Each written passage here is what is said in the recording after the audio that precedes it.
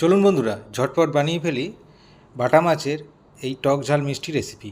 বাটা মাছ কেটে পরিষ্কার করে ধুয়ে নুন হলুদ মাখিয়ে 10 মিনিট রেখে দিলাম। ননস্টিক ফ্রাই প্যানে গোটা গোলমরিচ, গোটা জিরে, গোটা এলাচ, গোটা দারচিনি রোস্ট করে নিলাম। কুচনো পেঁয়াজ ব্রাউন করে ভেজে ওই তেলেই মাছগুলোকে ভালো করে ভেজে নিলাম। মিক্সিতে ভাজা পেঁয়াজ, রোস্টেড মশলা, কাঁচা লঙ্কা, 4-5টা কাজু দিয়ে একটা পেস্ট বানালাম।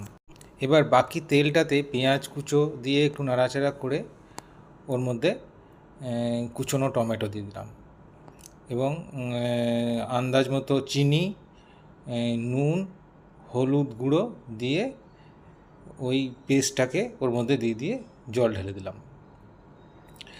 জল দিয়ে একটু নাড়াচাড়া করার পর মিশ্রণটা ফুটতে শুরু করলে ওর মধ্যে মাছগুলো দিয়ে দিলাম। মাছগুলো দিয়ে হয়ে এলে লেবুর রস আর ধনেপাতা কুচো ছড়িয়ে তৈরি হয়ে গেল আমাদের টক ঝাল মিষ্টি বাটা মাছের রেসিপি।